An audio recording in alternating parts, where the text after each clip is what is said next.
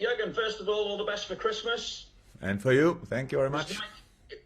It was nice to see you out on the training pitch with Thiago yesterday as well, along with James Milner and Shaqiri. Are all three available for the weekend? And how much of a boost is it to have them coming back?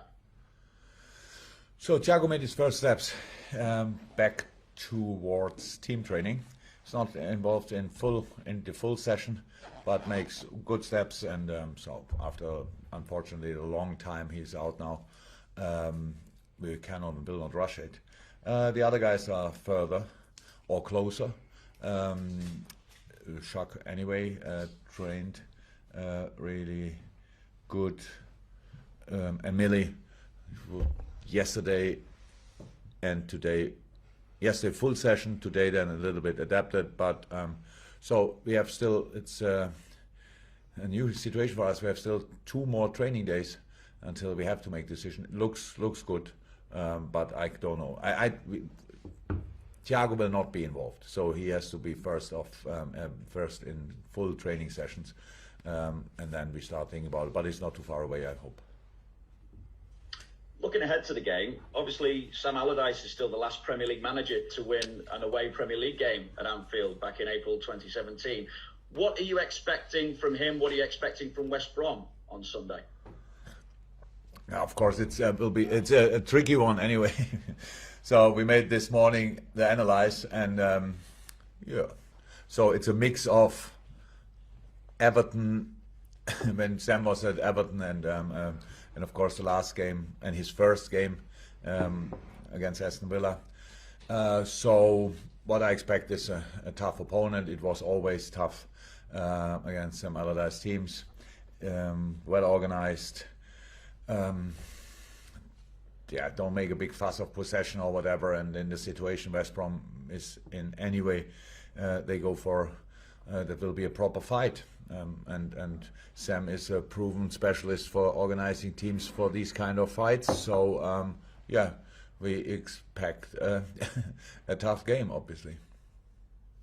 I have to ask about Mo Salah as well, just following on from those quotes attributed to him last week. What can you say today to allay fears that he's unhappy, and I suppose subsequently any fears over his long-term future with his current deal running to 2023? Is it even time to talk about a new deal for him now? Oh, about the deals, we never speak. Why should we start now? Not with you. So it's and the rest. So Mo is in a good mood. Mo is in a good moment. In really good shape. So that's the most important thing for me. And training.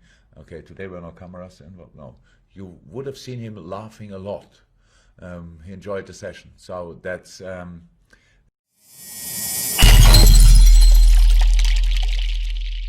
That's good as well, and all the rest is for sure nice for all of you to write about, but internally, no, nothing really.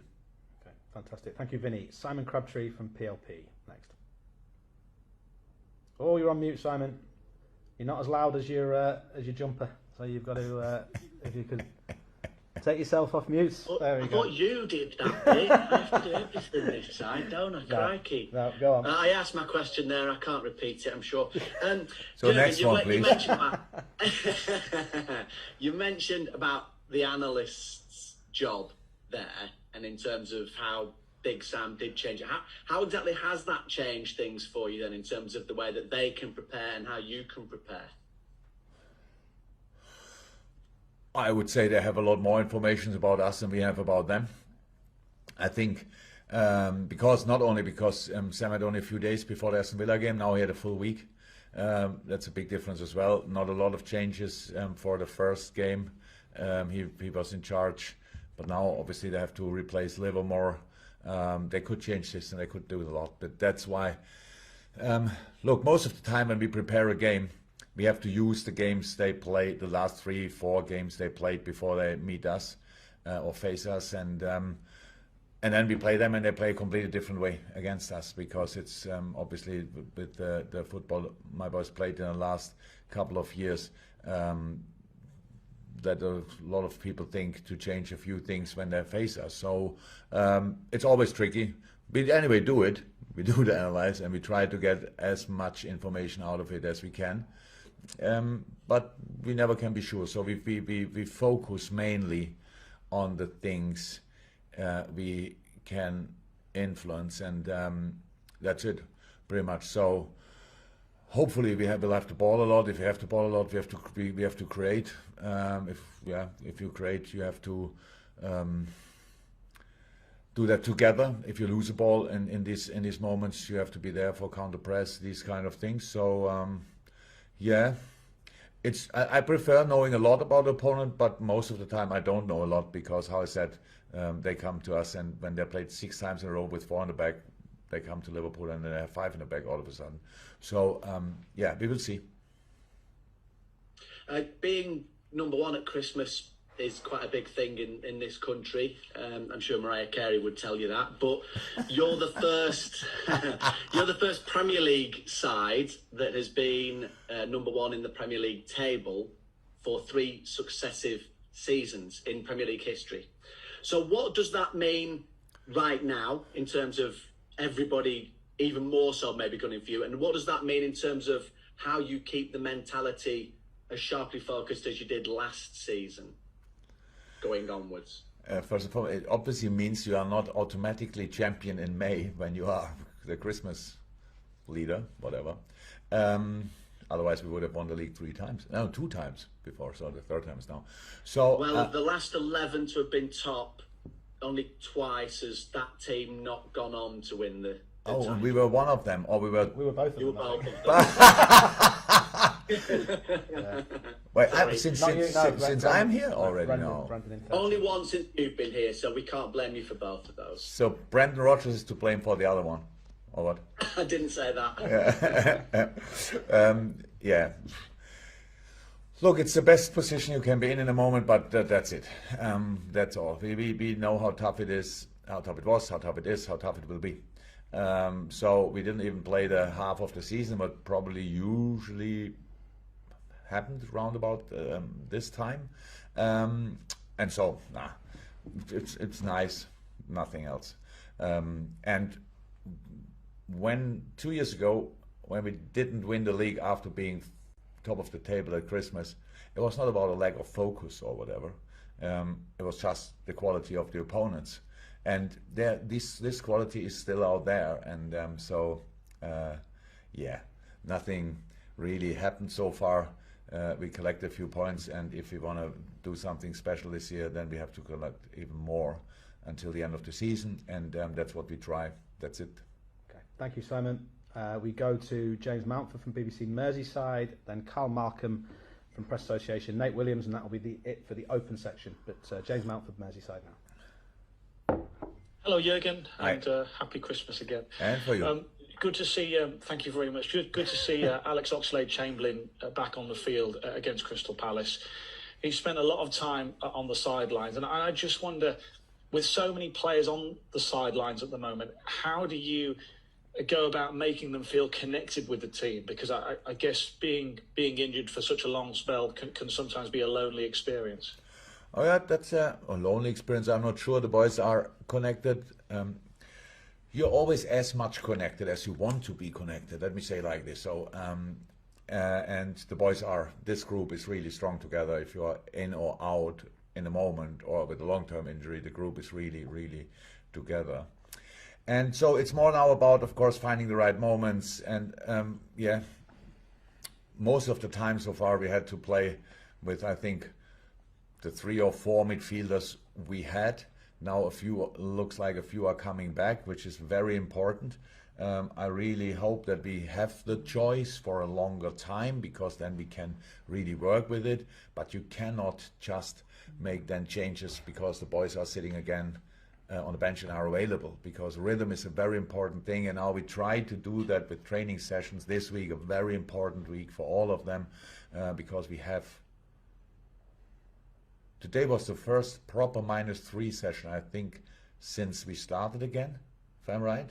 So -3, 11-11, tactical stuff, full throttle, everything in, pressing, counter-pressing, all the stuff. We didn't have that anymore. And this is like,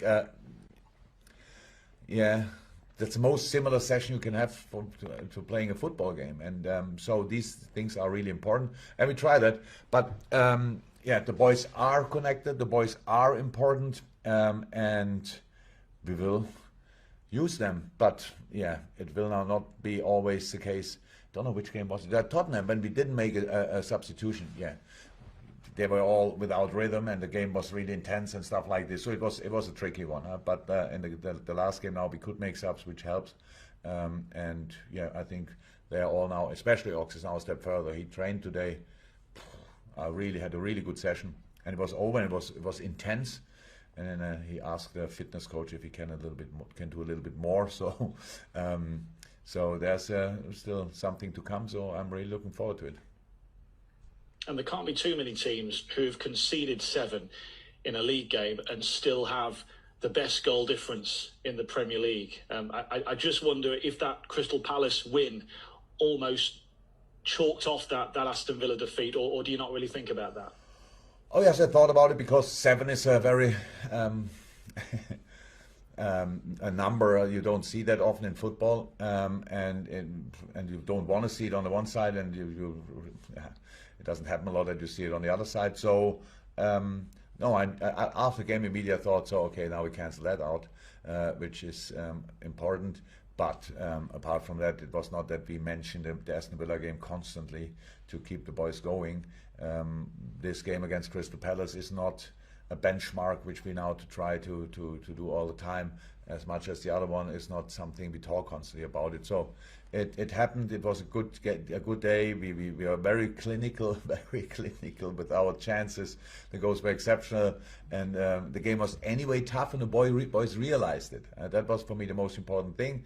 The first half, yes, we were 3-0 up, but it was not a first half for being 3-0 up. This is a first half for maybe 2-2.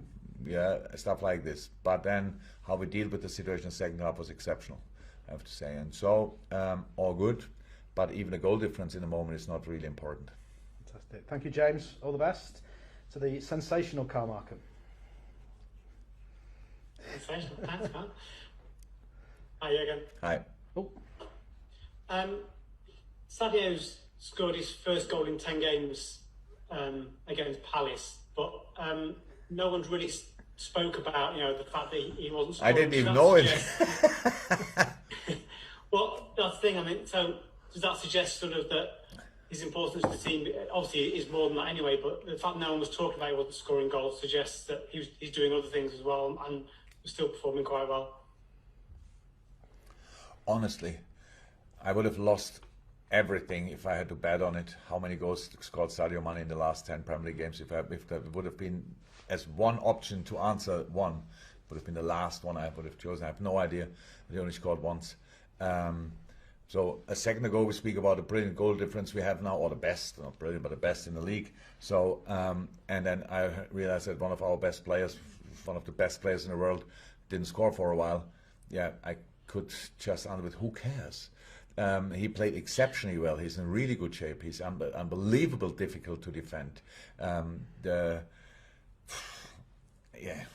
If Sadio has the ball, you need to, as an opponent, you need to put pretty much 2-3 players on that side, and it opens up for us a lot of things. So it's I was not concerned, but scoring then is for the boys obviously really important.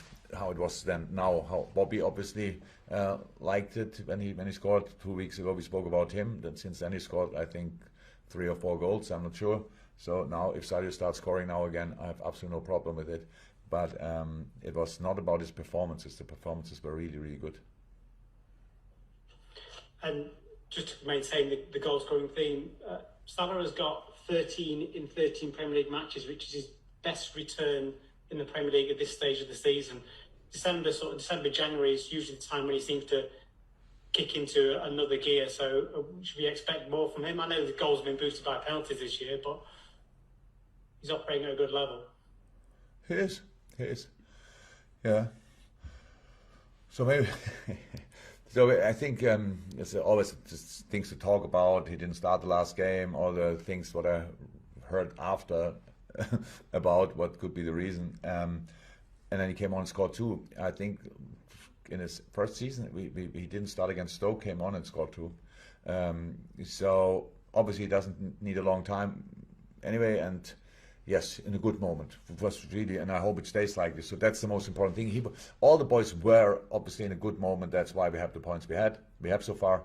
And now it's much more important that we really keep going, because everybody knows that the toughest period of the season is now ahead of us. So it's the Christmas period, which is always a tough one this year as well. So we have to make sure that we get through this with the right results. Thank you, Carl. All the best to you as well. And just before we go to the final question in the Open, we'll be coming to the embargoed section for the dailies next. If you could, those of you who can, raise their hands. And just a reminder, I might not be able to get to everybody, but Nate Williams to finish the opener for this. Nate. Thanks, Matt, and Merry Christmas to you both. Thank you. By the way, we forgot so team... far. Sorry, we forgot so far, huh? Matt McCann's birthday today. No one cares. We will. Yeah. We sing only in the embargo section. Nate, go on. Yeah. We're all far too sober for this. If you don't mind asking me a question, that would be great. Yeah, no worries. Jurgen, your team has faced some tough challenges this year with the amount of injuries you've had, but Jordan Henderson has said it's made you stronger as a team. So from your perspective as a manager, what has been done away from the pitch to create that belief? How would you explain it? There's not a lot to explain. I think it's about we all face these kind of situations from time to time, at home, at work, wherever. The tougher it gets. In a good family, in a good working environment, the more you stick together. So that's how it is, and that's why. Or that's actually the only way how I understand it, how you should respond to it. And it is tough. It was tough, and it will stay tough. Not only for us, but for us as well. And so then it's about you. Do you get? Do you put your head down or do you put your head up? That's how it is. Do you want to fight against it or do you accept it? All these kind of things. And the boys, how I said, we have a pretty impressive group here, and they find always a way and a reason to fight against it. And that's what we did so far, and that's what we will keep doing.